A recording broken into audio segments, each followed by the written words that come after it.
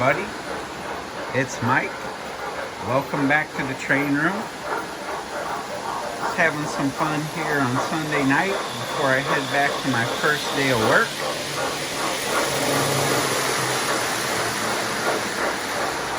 Which I'm pretty excited about. So, I'm going to show you a few trains I have running tonight and talk about some updates to the layout that I've done over the past couple weeks since I've been able to be a little more mobile. But tonight I'm actually able to walk completely. I got a little bit of a limp, so you'll notice it in the camera. Outside of that, the displaced tibia plateau fracture is fixed. So, let's talk about what's on the rails. So we have an MTH PS2 set from like 2002, and this U.S. Army car wasn't part of it, but it's the remake of the Milwaukee Road freight set, and you see it's on my new section of track. So I've made my longest straightaway to the diagonal straightaway update, and you see there's a big open space here. So this Milwaukee Road is one of my favorite sets. I've tried to buy it several times in pre-war, but I just can't find one in good enough shape. Thank God for 10-plate remakes, because you can get them in brand new condition, looking great. Doesn't have quite the same history, but I love the look of it. All right. Next, we have the Texas Special. I'm running ABB. This is a post-war celebration series. The engine has dual pull-more motor. And I was recently having a conversation with Wes from Whitmore's Trains. He bought my Canadian Pacific post-war celebration set. He's a big CP fan. So he got the Powered B, the ABA with 4 cars, and the two car add-on sets. Then he found the Station Sounds Diner and the unpowered B. So he's running similar to me, and the conversation went, holy cow, they draw some power. And yes, they do. You can see the outer 2 loops on my layout are powered by that left side, and all I have are those lights on those 4 Milwaukee Road passenger cars. And then I'm running that A unit. If I put this A unit on there and run it with it, it will cause this to draw over 10 amps and go into protection. So if I take off the Milwaukee Road set, I can run the ABBA like I did in Pop's O-Scale a couple days ago. So big power suckers, but beautiful set. One of my favorite sets that's out there. Then, you saw this set last October on my Halloween layout when I first test ran it. That's the American Heritage J1 Legacy MTH Premier set, New York Central. So that's a beautiful set. So we'll go ahead and slow down this Texas Special.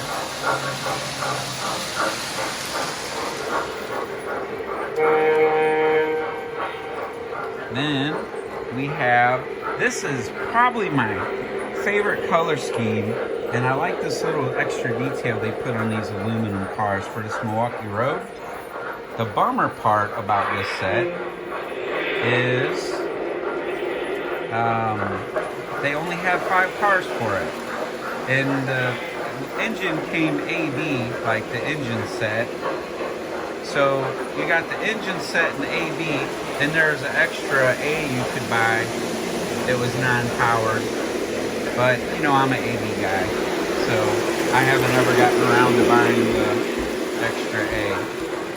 But beautiful 15-inch aluminum car set. This is where I started in the OGauge, is I really like to buy the 15-inch aluminum cars and the F3s back when I first started, and they're still among my favorite sets, even though, you know, they're more of the toy train like than the scale stuff like you see line all of my shelves. So I have a lot of these sets just stored away in boxes. Alright, so there's some train running. Now let's talk about a recent update to the layout.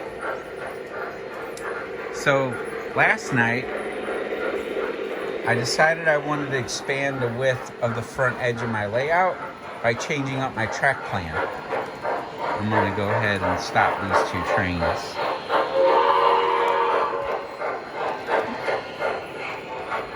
Alright, there's one.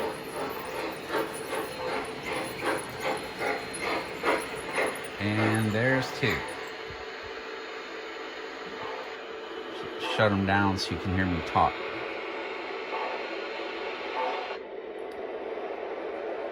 Alright, I'm going to go over here and power these off.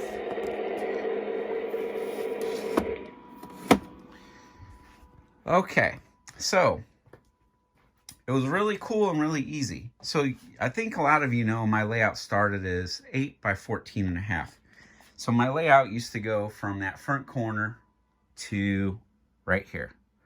And there was a wall that came down from in between these two ducts. And there was another shelf like this on the back wall that the table butted up to. So my layout, originally everything was designed for that size. And the reason it was only that big was because I was going to do mainly post-war style layout with tin plate buildings and a lot of operating accessories from post-war or remakes of them. Then I started getting a little more into scale stuff. Now I'm like more excited about post-war and post-war celebration series again. But my layout, that was plenty of running for these kind of trains. And then when I started getting into some of the bigger 21-inch cars stuff, I wanted a little bit longer straightaways. So I expanded, took out the wall, and added on a whopping 18 inches right there. So then my layout ended right here, and I built shelves, and I was like, that'll be enough. Then I was like, no, 16 foot 3 inches by 8, just not big enough. So then we added on another 5'7", so we're 21.5 by 8. So I didn't always expand everything. So finally I decided, hey, you know, I like changing track plans a lot. There's a reason why my layout's not finished. If it's not being wishy-washy between changing scales again, it's wishy-washy about at least changing my track plan of this OGauge.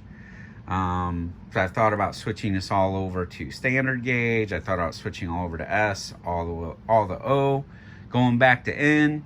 Because I like all scales of trains, but you know, that's why I'm surprised I've started anything sort of semi-permanent. But anyway, this line used to run straight through here. Then it would turn, and you could see the roadbed right there, because that single Atlas bridge used to span these two tracks here at one point in time. And then I made just a regular like truss bridge, and put that Atlas bridge over there. The only thing is, I didn't have much space. This was my widest section of the layout right here, as far as near the edge.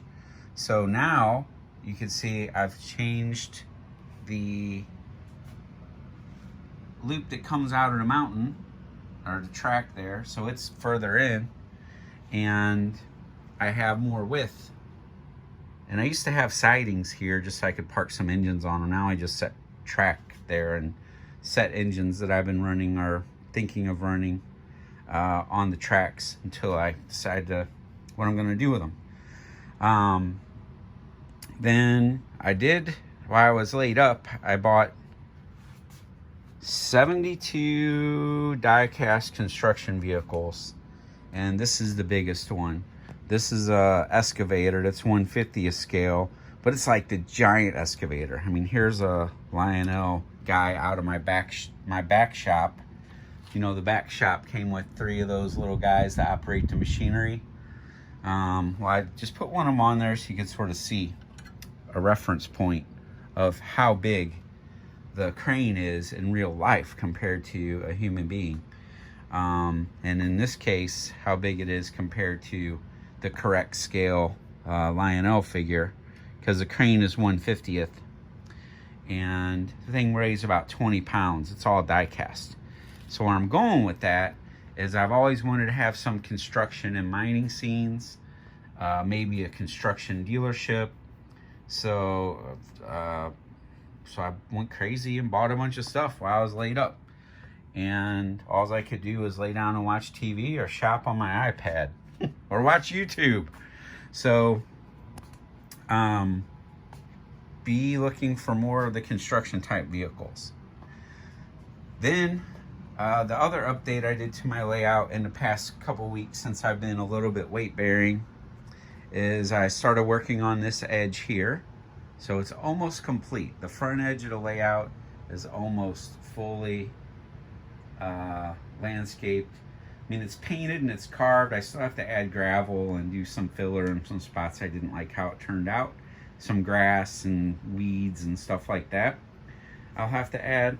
But I do like how I made it so you've got this little scene here of the one train going high. Then you got 2 engines coming through this little rock scene here. Then I added this piece here. You know, I can add a straight section or a switch, and this is the correct height, perfect elevation for expansion. So as I said before, if I expand into here, then I have a 35-foot straightaway to get to that wall back there. Whoop, there it is. I just have to sell some of the stuff before I can build that side of the train room, because I'm out of storage space. My storage locker is filled. I'm not getting a second storage locker. It's only not even insured except for like $8 grand, which doesn't cover very much in O scale. That's the most they'll let you insure it for unless you go outside. So anyway, time to sell some train stuff too. Last year I sold 83 engines at this time, and I've listed a few things here and there since, but I like selling now and then taking stuff to York for people that don't want to ship, that are going to go to York and meet them in person. And if someone does want me to ship, I will, but I do prefer people come over and buy in person. And I have people traveling from all around the US to come get stuff from me last time. So I'm pretty excited because, you know, as much as it is a tough decision on what to let go, I've definitely started narrowing it down in road name and certain pieces that I want versus just keeping everything under the sun that I never run. Christy today said it best. She's like, why do you have thousands and thousands and thousands of dollars of stuff that you don't use? She said it just doesn't make any sense to me. And I'm like, I'm working on it, babe. You are 100% right. I don't need it. So be looking for a new list. This is very preliminary. I mean, you can see this is all that was left from last year's list. You see I have a couple Premier locomotives. I have my Z6 Challenger is pending now, my third rail. I have a few legacy engines left. Sold almost all my legacy that I wanted to sell. Then here's my diesels, almost all of that sold. I got a conventional Classics Illinois Central set left and an EMD demo set. Then here's the Lionel 21-inch Excursion car set from 2016. page 76 and 77. I still have that. I think someone actually posted they were looking for that in a group. I just don't remember who. Then there's a few other sets that I have for sale there. Then don't put this in stone yet, but this could be what is coming. I could be parting with 4 of my standard gauge sets. Just really trying to make some final decisions there. Then in OGauge sets, I've started this list. So the American Freedom train set you saw run on the 4th of July. The engine and 18 cars.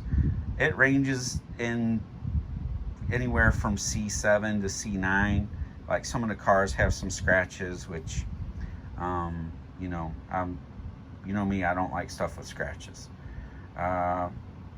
Then my Milwaukee Road Hiawatha Hudson, which is right here, and 7 passenger cars. That's the one that I'm sort of on the fence about selling or not. And then the Jersey Central Blue Comet, that's only been test run. That's it. Test run, put on the shelf, tested the Station Sounds Diner. Everything else still has the zip ties, plastic, all that stuff on it in the boxes. So that's the box set that has a locomotive, 4 cars, and 2 car add-on set, and then the Station Sounds Diner. Then I'm thinking about selling my MTH PS3 Blue Goose specialty set. I know Trains has the engine and 4 passenger cars that come in the specialty set right now for $2,500. I'm thinking about selling mine with the 7 passenger cars and the express reefer. So I have a 2 car set and the Dome from the earlier release that doesn't have the passengers. And then I have the 1 express reefer. I've never been able to win the second one. They sell for $300, $350 all the time. So it's just hard to get those reefer cars. Because as soon as they're listed, they're gone. Then the Pennsylvania specialty set, 1942 war bonds. It's PS3 with the 5 war bonds, hoppers, and a caboose. I'm surprised this K-Line Northern Pacific set hasn't sold. 6 21-inch cars, AAs with TMCC, and the box car. And all the cars are still in the shrink wrap. I've never even opened them up. So I did have it listed for $1,350 on Facebook. I brought it down to $1,200. Then the MTH specialty set. This is my 3rd one I'm sort of on the fence about. Darkened side rods E4, PS2 3 volt. Very, very, very hard to find. I've never even seen it for sale outside of the one time I bought it like 5 years ago.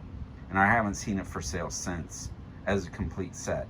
So it's the E4 Chicago Northwestern Hudson, and then 4 passenger cars that have figures in them. So I'll let everyone know if I decide to go ahead and release this. I'm going to be building another list of stuff I want for sure. I just want to put my feelers out on this first, because this is like some of my very favorite items in my collection, but just not essential for me to keep. So we'll see how that goes. Then I did get a Lionel Base 3 that came in finally after I ordered it through, 2020. Is that when it was in there? But I'm not really concerned about opening it. I went ahead and got it from the local hobby shop where I buy most of my stuff because I didn't want to leave them hanging. But I don't know. That may go up for sale because I don't really care about it. So we'll see what happens there. And I've been seeing tons and tons of overposts about that thing. Some people like it and a lot of people don't. So I'll just keep mine in the box till I see and learn more about it. Well, that's my update for tonight. Pretty excited about this new track plan here, even though it is a subtle change. It was pretty easy, 072 to 063, to no custom cut straightaway pieces. All the straights are, regular manufactured straights, and they line up perfectly with this 063 curve here that's on the inside of the mountain. Everyone always asks, 063, 072, 081, 090. And then on the inside of that mountain is 054. That's the only way I could squeeze it in there. So that's my update. Hope everyone's having some fun with some trains. And I will talk to you all next time. See ya.